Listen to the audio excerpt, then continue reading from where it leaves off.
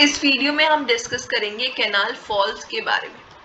Canal false पहले तो होता क्या है, कैनाल फॉल्स क्या होती हैं कि सॉलिड मैसनरी स्ट्रक्चर्स होते हैं, मतलब कि ये पक्का कंस्ट्रक्शन होता है, पूरा ऐसे बनाया जाता है कंक्रीट की हेल्प से। अब यहाँ पे क्या होता है कि अगर हमारा जो ग्राउंड का स्लोप होगा, कैनाल के लिए जो ग्राउंड का स्लोप होगा वो स्टीपर हो जाता है then the designed channel bed slope. जो डिजाइंड था उसके कंपैरिजन में नेचुरल ग्राउंड स्लोप जब हम देखते हैं तो वो स्टीपर हो जाता है। अगर तो हम क्या करते हैं उस टाइम पे, हम कैनाल फॉल्स जो है कंस्ट्रक्ट करते हैं ताकि ये जो एनर्जी है इस वाटर के अंदर वो अपस्ट्रीम से डाउनस्ट्रीम में जब जाएगा तो एकदम से स्टीप जो स्लोप है उसकी वजह से, उसकी एनर्जी की वजह से बहुत ज़्यादा इम्पैक्ट आएगा और हमारा डाउनस्ट्रीम का बेड जो होगा वो खराब हो सकता है। इसलिए हमें कैनाल फॉल्स बनाने की जरूरत पड़ती है। ठीक है, तो ये जो डिफरेंस है ये एडजस्ट करा जाता है बाय कंस्ट्रक्टिंग वर्टिकल फॉल्स या फिर drops in the canal bed suitable intervals पे। ठीक है, फिर उसके बाद अब यहाँ पे जो कैनाल फॉल्स कंस्ट्रक्ट करी जाती है तो क्या चीज़ें ध्यान में रखनी होती है। पहले तो अनबैलेंस अर्थवर्क नहीं होना चाहिए क्योंकि वो बहुत कॉस्टली हो जाता है। मतलब बहुत ज़्यादा बैंकिंग करके सिर्फ अगर हम बना रहे हैं या बहुत ज़्यादा कटिंग हो रही है, दोनों में से कोई एक चीज़ हो रही है तो वो हमारे लिए एक्सपेंसिव हो जाएगा। इसलिए हमें बैलेंस रखना है अर्थवर्क को। और प्रोवाइड करने से अगर हम एक लार्ज ड्रॉप, सिर्फ एक लार्ज ड्रॉप प्रोवाइड कर दें, वैसे तो नंबर ऑफ फॉल्स डिक्रीज कर जाएंगे जो कि हमारे लिए बेनिफिशियल होगा, बट इसके साथ साथ क्या होगा, अर्थ वर्क जो होगा उसकी मतलब वो अनबैलेंस्ड हो जाएगा, उसकी क्वांटिटी जो होगी लार्ज ड्रॉप की वजह से जो है क्वांटिटी अनबैलेंस्ड हो जाएगी। मतलब बैंकिंग और कटिंग बराबर, जैसे कि हम डिस्कस कर रहे थे कि वो बराबर होनी चाहिए तो वो नहीं होगी। ठीक है, तो ये एक चीज जो है ये नुकसान करेगी। इसलिए हमें क्या करना होता है, इकोनॉमी लानी होती है, दोनों के बीच का रास्ता निकालना होता है। मतलब हमें क्या करना है कि ये जो नंबर ऑफ फॉल्स है वो भी हमें कम ही रखने हैं, ज्यादा नहीं करने, और उसके साथ साथ हमें अर्थवर्क जो है वो भी बैलेंस रखना है। दूसरी बात, अगर हम इसके साथ साथ कैनाल फॉल्स के साथ ब्रिज और रेगुलेटर वगैरह अगर हम कंबाइन कर दें तो और ज्यादा हमारे लिए बेनिफिशियल हो जाता है। सिंपल वर्टिकल ड्रॉप फॉल जिसे हम शारदा टाइप फॉल बोलते हैं, क्योंकि ये शारदा कैनाल सिस्टम में यूपी में ये डेवलप करा गया है। ठीक है, अब ये जो फॉल है इसमें क्या होता है, इसमें एक सिंगल वर्टिकल ड्रॉप होते हैं। ठीक है, जिसकी वजह से अपस्ट्रीम से वाटर जो आ रहा होगा वो यहाँ पे जो फ्लोर है, ठीक है, यहाँ पे ये फ्लोर थोड़ा सा डाउनवर्ड होगा और उसके बाद यहाँ से ये रेस्ड होगा। ठीक है, तो जिसकी वजह से जो वाटर है, अब यहाँ पे वाटर इस जगह पहले से है, ठीक है, यहाँ से अपस्ट्रीम से वाटर आ रहा है और वो इसी वाटर के ऊपर गिर रहा है। ठीक है, तो मतलब कि जो डाउन स्ट्रीम में जो वाटर है ये, ठीक है, तो ये जो वाटर है ये एक कुशन की तरह एक्ट करेगा। ठीक है, जिसकी वजह से जो अपस्ट्रीम से वाटर आएगा वो अपनी सारी एनर्जी, एक्स्ट्रा एनर्जी जो है वो डिसिपिएट कर देगा। ठीक है, वाटर आके वाटर के ऊपर ही गिरेगा, इसकी वजह से नुकसान भी नहीं होगा और ये एनर्जी अपनी डेसिपिएट करके आगे मूव कर जाएगा। अब यहाँ पे जो ये फॉल्स है ना, इसमें जो क्रस्ट है, क्रेस्ट वॉल जो है ये दो टाइप की हो सकती है, रेक्टेंगुलर या फिर ट्रेपिजॉइडल। अब ये जो देख रहे हो ये क्रेस्ट वॉल जो है ये रेक्टेंगुलर या ट्रेपिजॉइडल हो सकती है, डिस्चार्ज के ऊपर डिपेंड करता है। अगर डिस्चार्ज 14 क्यूमैक्स से कम होगा तो रेक्टेंगुलर होगी, अगर डिस्चार्ज 14 क्यूमैक्स से ज्यादा होगा तो ट्रेपिजॉइडल क्रस्ट वॉल होगी। ठीक है, इसके बाद है स्ट्रेट ग्लेसियस कैनाल फॉल। ये जो स्ट्रेट ग्लेसियस कैनाल फॉल होते हैं ना, ये मॉडर्न टाइप ऑफ कंस्ट्रक्शन है। इसमें क्या होता है कि रेज्ड क्रस्ट होता है।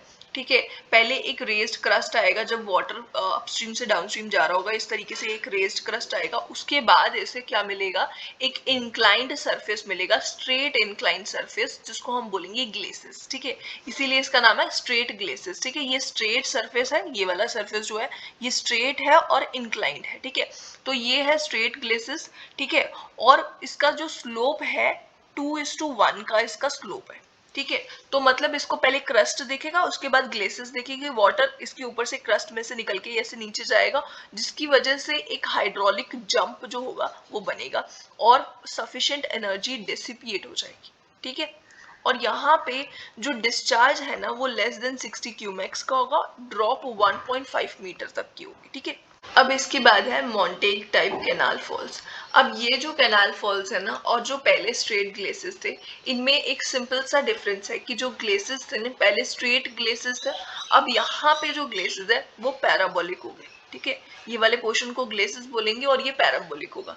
अब ये जो पैराबोलिक हो जाता है, पैराबोलिक शेप में होता है, उसकी वजह से क्या डिफरेंस आता है, यहाँ पे क्या होता है कि वर्टिकल कंपोनेंट जो होगा वेलोसिटी का, वो इम्प्रूव हो जाएगा, जिसकी वजह से एनर्जी डिसिपिएशन प्रॉपर हो पाएगी और अच्छे से हो पाएगी एनर्जी डिसिपिएशन। ठीक है, तो ये इसका यूज होता है। मतलब हमारे पास जो वेलोसिटी है, वाटर की वेलोसिटी होगी, उसका एक एक्स कंपोनेंट होगा और एक वाई कंपोनेंट होगा। ठीक है, तो वो जो है ना वाई कंपोनेंट, वो अच्छे से वर्क कर पाएगा इसमें। ठीक है, इसके बाद है इंग्लिश फॉल, या फिर जैसे हम बेफल कैनाल फॉल्स बोलते हैं, क्योंकि यहाँ पे स्ट्रेट ग्लेसेस फॉल के बाद एक बेफल प्लेटफॉर्म आएगा और उसके साथ साथ एक बेफल वॉल आएगी। ठीक है, अब यहाँ पे देख सकते हो ये है बेफल वॉल, और इसके साथ जो प्लेटफॉर्म है इसे बेफल प्लेटफॉर्म बोलेंगे, और ये सूटेबल है फॉर एनी डिस्चार्ज, किसी भी डिस्चार्ज के लिए। बट जो ड्रॉप है ना, वो मोर देन 1.5 मीटर की होनी चाहिए। ठीक है, और इसका पर्पस क्या है, बेफल वॉल जो प्रोवाइड करी है, इसका पर्पस क्या है, ताकि एक हाइड्रोलिक जंप जो है वो क्रिएट करा जाए, और हाइड्रोलिक जंप की हेल्प से एनर्जी डिसिपिएशन। ठीक है, ये इसका काम है।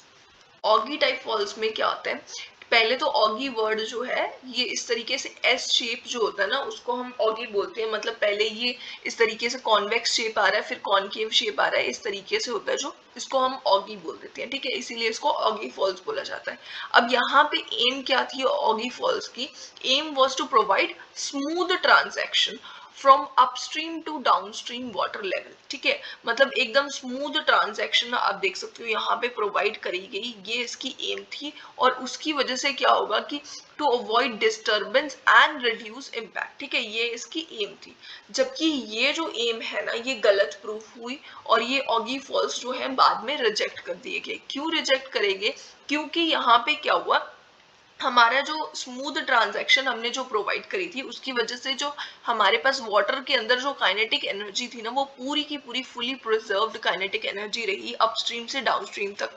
डाउनस्ट्रीम एंड पे उसने जाके क्या किया, उस काइनेटिक एनर्जी के प्रिजर्व होने की वजह से बेड का इरोजन होना स्टार्ट हुआ, और बैंक्स जो दोनों साइड के बैंक्स थे, उनका भी इरोजन होना स्टार्ट हो गया। ठीक है, अब जब इसको यूज करा गया, अब जो ऑगी टाइप फॉल है ना, इसकी एम ही गलत थी, क्योंकि इनकी एम ये थी कि हमें जो है स्मूथ ट्रांजैक्शन प्रोवाइड करनी है, और उसकी वजह से क्या हुआ, एनर्जी जो है वो प्रिजर्व होना शुरू होगी। जबकि हमारी एम होनी चाहिए थी कि हमें जल्द से जल्द सरप्लस काइनेटिक एनर्जी जो है उसको हमें जल्द से जल्द डिसिपिएट करना है। ठीक है, तो वो जो है वो यहाँ पे एक गड़बड़ हुई, जिसकी वजह से ये जो ऑगी टाइप फॉल्स है उनको लेटर रिजेक्ट कर दिया। इसके बाद है ट्रेपिजॉइडल नॉच फॉल। जो ट्रेपिजॉइडल नॉच फॉल है ना, इसमें नंबर ऑफ ट्रेपिजॉइडल नॉचेस होंगे। ठीक है, एक हाई इस तरीके से हाई क्रेस्ट वॉल होगी, इसमें नंबर ऑफ नॉचेस होंगे। ठीक है, अब इस क्रेस्ट वॉल को हम बोलेंगे नॉच पियर। ठीक है, और ये कंस्ट्रक्ट करी जाएगी अक्रॉस द चैनल। अब यहाँ से ये नॉचेस जो है, इसमें से स्मूथ एंट्रेंस होगी, एक flat circular lip projecting downstream, इस तरीके से वाटर प्रोजेक्ट करेगा डाउनस्ट्रीम, और जो कि हेल्प करेगा ताकि जेट को हम प्रॉपरली स्प्रेड कर सकें। ठीक है, और यहाँ पे जो ट्रेपेजॉइडल नॉच फॉल है ना, ये ऑगी फॉल के कंपैरिजन में इसमें ज्यादा dissipation, high dissipation of energy होगी। ठीक है, बात है वेल टाइप फॉल्स और साइफन वेल ड्रॉप्स। इसमें क्या होगा, पहले तो एक इनलेट वेल होगी। ठीक है, फिर उसके बाद एक हम्प पाइप होगी, फिर उसके बाद डाउनस्ट्रीम एंड पे भी एक वेल होगी। ठीक है, जिसे हम सिस्टम बोलेंगे। ठीक है, तो ये जो वाटर है, यहाँ पे वाटर एनर्जी डिसिपिएट कैसे करेगा, टर्बुलेंस की हेल्प से। जो हमारी वेल होगी उसके बॉटम के पास में ये क्या करेगा, टर्बुलेंस की हेल्प से एनर्जी डिसिपिएट कर देगा। सबसे ज्यादा ये तब यूजफुल होंगे जब हमें लार्ज ड्रॉप की जरूरत होगी और स्मॉल डिस्चार्ज होगा। ठीक है, तो ये जो है ये वर्क कैसे करेंगे, ये ग्रेविटी की हेल्प से वर्क नहीं करेंगे, ये साइफोनिक एक्शन, क्योंकि साइफन वेल ड्रॉप है ना, साइफोनिक एक्शन की हेल्प से वर्क करेंगे। मतलब higher pressure to lower pressure वो मूव करेगा वाटर, और उसकी वजह से ये सारा काम होगा। ठीक है,